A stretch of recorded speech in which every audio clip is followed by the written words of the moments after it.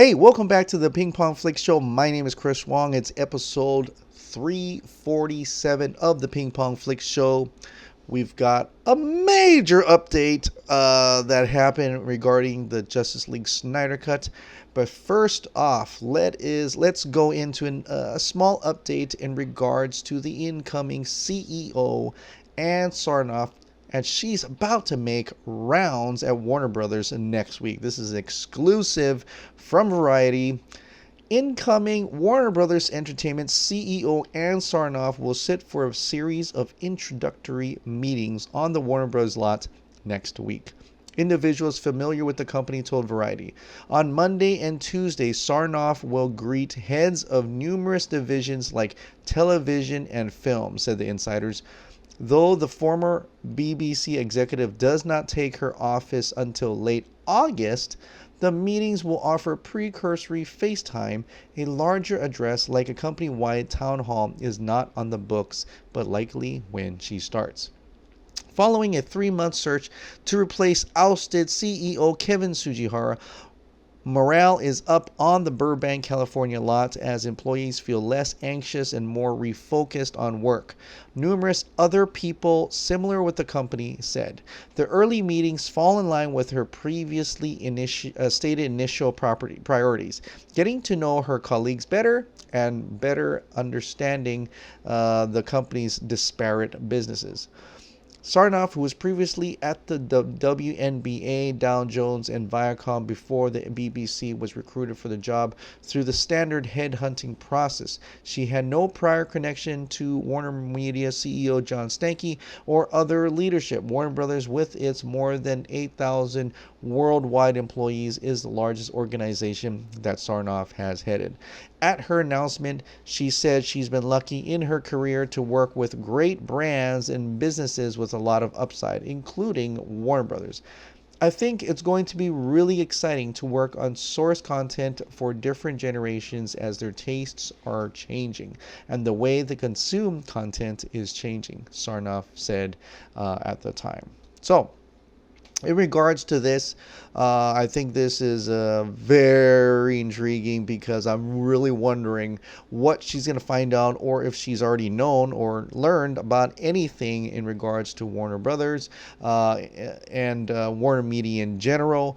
But we're going to see some things. I think she's just going to have a feel of the company, just getting to know people if she hasn't already, and trying to get her feet a little wet within that company, and seeing what she can work with in that regards. Here's hoping she looks at Toby Emmerich and says, hey, get the hell out of his studio. But, that's just wishful thinking. Right now, it's getting closer to what we're going to find out, what if at all, if she's going to have any effect in Warner Media or Warner Brothers, if she does anything in that extent. I know some people have suggested that Toby Emmerich's time is almost up, but we're not sure yet. They haven't actually, I'm not sure if they even conversed. They probably saw each other at a party or something in the terms of just getting to know each other. But we'll see what happens with this. From what she's saying here is that she's really working on content for different generations, different tastes, more variety, more content, and she's really looking into how they consume content, which is ultimately the Warner Media streaming service. That's how that's going to play out in terms of that. In any other case about how the direction of DC, we won't know yet until she fully gets involved when she actually, officially is in there in August. Now, a lot of CEOs, and I mean that's from my own industry in the food service industry, is that a lot of these letters that go out and things like that, it's really after the fact, after they've already been inside, after they've already been working with the teams and stuff like that. So this could just saying it's just a progressive thing. She may or may not already be there, but for the most part, they're saying August. So I think the Release the Snyder Cut at RTSnyderCut is going to wait until August in order to start that mailing letter campaign to Ann Sarnoff's office, to Ann Sarnoff, and hopefully we'll get right to her and let her know that many of us want the Warner Brothers to release the Snyder Cut. So that would be interesting, and that's going to be later on in August. Not sure when, but just keep looking out at RTSnyderCut, and also look on my Twitter and Instagram to see any updates on that, and I'll try to update as much as I can. In regards to Release the Snyder Cut, there's something, a big bomb dropped today, and it's just as exciting as finally seeing Darkseid in the history lesson. Zack Snyder posted on Vero today a big picture, a very good close-up picture of Uxas, or Uxas, however you want to say it, Darkseid, younger Darkseid in the history lesson, and we went nuts. People went crazy over it. I can't believe what I'm seeing. It's amazing. He looks much scarier than Steppenwolf, and just much bigger, and looks like a very much bigger presence as well. And you know, this type of picture now is bringing up different conversations within the fandom, and a lot of that conversation always points to, well, is it done? Is this done or not done? When you look at this, it's very obvious to the naked eye that, without even having a VFX background, is that in comparison to this shot, to the exact same shot we see of Steppenwolf, pretty much the exact same shot of Steppenwolf in the theatrical cut of Justice League, is that it's kind of unfinished, right? It's more, they don't have the particle effects and the explosions in the background, especially the background. The background more than the foreground, more than the character himself. But it really looks like they kind of just took Darkseid's model and made him skinny, threw some armor on him, put that headgear on him, and boom, we got Steppenwolf. You know, like, that's how lazily they went about doing that, and actually just worked on that Steppenwolf model. So this still begs different of, what did Zack Snyder put out here? Did he put out something that was already on his phone? That he wanted to put out today? Who knows? The only thing that indicates why he put it out today was the Vero post before that, and the Vero post before that is a picture of the sky in Albuquerque where he's having breakfast. And I noticed that in the comments people were saying that looks like Darkseid, that looks like the history lesson, that looks like Darkseid's coming. So an hour later he posted that picture. So either he intended to post this picture today for some reason, possibly for the holidays, or because of all the hype that's being generated because of the Washington Post, because artists are supporting the Snyder Cut. Who knows at this point? But we're very happy that he plopped it out today. But instead of getting really excited, we're getting into deep conversations with previs and new terms like post-viz, you know. And it's kind of amazing. This Snyder Cut is actually giving us an education in film.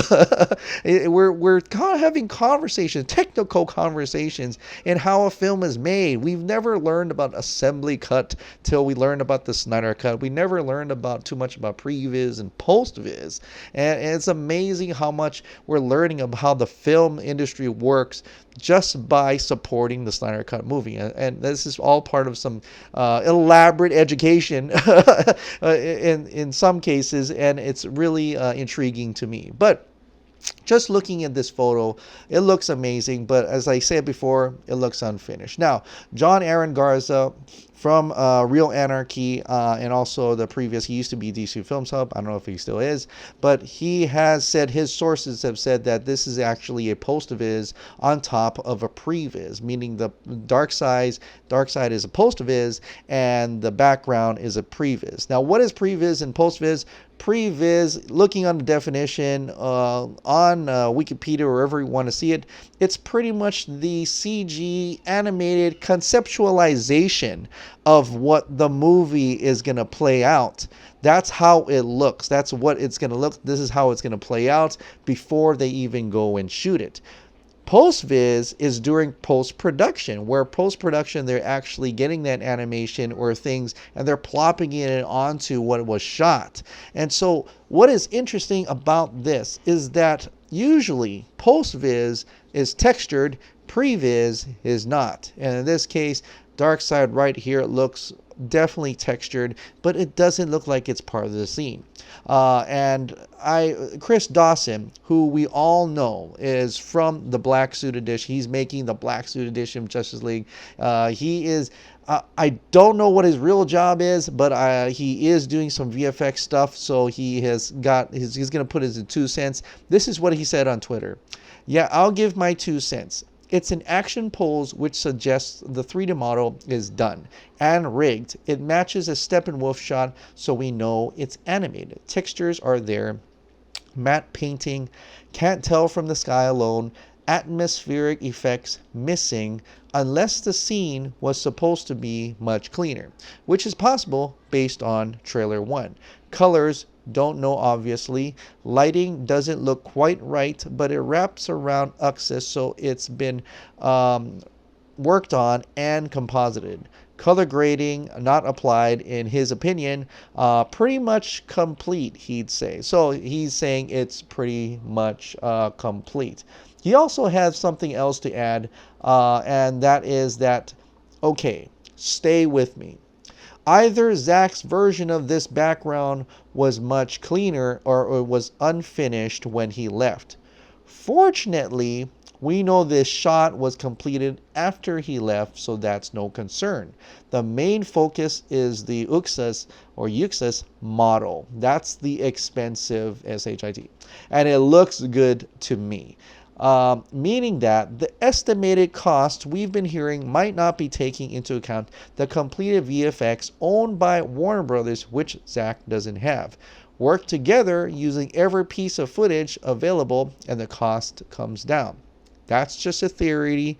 Don't shout. So, what does this mean? What is he trying to say? Well, I believe what he's trying to say is that they could definitely just work on Darkseid's model right here, and it looks pretty good. You know, put some lighting, textures and things like that. Work with that model and just plop that layer onto the finished background layer that's currently in the theatrical cut of Justice League. And that's, I believe that's what he's trying to do. Because it's a post-viz of Darkseid, as John Aarons has said, they can just plop that post-vid Darkseid onto the background of the theatrical cut in a way, and possibly, we don't know for sure, possibly in a way to cut costs on that $40 million that John Aaron has been saying. So that is also a solution as well. Now, like I said, we don't know why he put that picture out today. We don't know what matter of product he has in terms of Darkseid. It is confusing for me, and it is a head scratcher for even John and Dave and Stephen Colbert, that when their sources said it's unfinished, but there is that picture that we have had earlier, the one where it's zoomed out, and that background is finished, but we could hardly see Darkseid. But just looking at Darkseid, he looks more embedded into the actual scene, like he's a part of the scene. Some people may argue with that, but to me, my naked eyes with no VFX background whatsoever, looks like he's really there. While in this picture, it's noticeably that it's a layer in front of another layer. So I'm not sure if Zack Snyder actually has a finished look and a non-finished look, and why would he choose to show the unfinished look rather than the finished look? So that part is confusing to me, and puts too much speculation, I believe, on how much it costs and things like that. I believe that actually takes away the conversation of getting Warner Brothers to release the Snyder Cut. We know it exists. I think that's enough for me, really. And to have people know it exists, to have hope that, hey, that's Darkseid. That Darkseid was supposed to be in the history lesson. Wouldn't you want to see Darkseid kicking butt in the history lesson? That's right there. That's what excites me the most. And that's something that I really want to see in live action, on a screen, in color. We know he always likes to do black and white, but that might just be his thing. I mean, even shots where it's actually live action shots is also black and white. I don't know if he just chooses black and white as his way of showing off, showing his clips. And, just thinking about that for a second, imagine this, right? This guy's doing it on his phone because he's off in Albuquerque, New Mexico. Man, he's got the Snyder Cut on his phone. He's literally scrolling through the movie and taking a snapshot. He's got the movie on his phone. So then the next time you guys find him in a coffee shop, tell him to pull out his phone and let's watch the movie. It's right there. And so I don't know. I'm just saying he's not at the computer right now. Does he randomly has pictures of things, or maybe he has the digital file of the movie on his phone and he's able to pull pictures off of it, throw a black and white filter on it and show it to the world. He's got the movie. He's got the cut. It was right in front of us. And just imagine that at Snyder Cut, we're talking to him. He's holding his phone. It was on his phone. I mean, that to me boggles my mind. That the Snyder Cut does exist. That people are wanting. Artists like Rob Liefeld keeps coming out and tweeting out that, come on, guys. You guys, he's a visionary. You guys release Sucker Punch and Watchmen. Why not the Snyder Cut? Jerry Ordway, also that artist I talked about yesterday, he comes out. He's also saying the same thing. He was told there was 2 Justice League films. If there's music and all this, if it was pretty much complete, why not release it? And Jay Oliva, who bless his soul, he's going out there keeping educating for free, educating people. Whoever says that the Snyder Cut does exist, don't be delusional. He just replies to that and educates them. And I think that's why we're all here together to do exactly that. And that is to educate the people. Educate people who keep saying the Snyder Cut doesn't exist. And whatever Zack Snyder is doing, whether it's intentional or not, by releasing these photos, it's pushing the needle just a little bit to the goal, and that is for Warner Brothers to release the Snyder Cut. And I think instead of just arguing about how complete it is, how not complete it is, it's just exciting to see. And the fact that he's just there telling everyone that it exists. He has it. It's on his phone. And we should just get excited about that and get hyped up about that, and using that to push forward, to keep moving forward, to letting Warner Brothers know that we know, that the world knows, that Zack Snyder has a cut. That whether Warner Brothers deleted it or not, maybe they have a cut as well in some vault. Let's get the combination of that vault. That let everybody know that they have a cut. Warner Brothers has a cut. Zack has a cut. There's Darkseid in it. It's 3.5 hours long. It's a major motion picture event for comic book fans everywhere, whether you like Zack Snyder's vision or not. There's Darkseid in the Snyder Cut. Live action Darkseid. Let's see it. This is it. And Warner Brothers, my God, you can make money off of this. I promise you. Everyone knows now. Artists and creators and actors and actresses, the Washington Post knows about it. And of course you can make money off of it. I hope Ann Sarnoff, when she goes into those offices and someone tells her about what happened in regards to Zack Snyder, tells her what happened, tells her what type of movie she has, a content that could make so much money, a content that is almost completely done, or pretty much complete. No, who cares? There is a content out there that she can tap into and make lots of money, put it on a streaming service, put it in the theaters. I don't care how you do it, but it's there. It's already there, and it's something they can make money and invest in. And I think they'll be dumb not to do that, not to see the light of day, and take away that the male chauvinistic eagle that is Toby Emmerich and let him say, hey, let's make money off of this. Who cares about that guy's pride anymore? He's the only guy left. And once he's gone, then we can start talking moolah, all right? For them, for moolah. For us, releasing the Snyder Cut is a big part of artistic creative integrities. It's a big part of justice for Zack Snyder and his cast and crew. It's a big part for future films to be completely director driven, especially it's director driven when the producers and the directors agree on something and they take it all the way to the end without changing it, especially behind Zack's back when he dropped out, right? That is the whole ideals with this, and I hope one day Warner Brothers finally see the light of day and release the Snyder Cut. But we're gonna help it along. We're gonna continue helping along.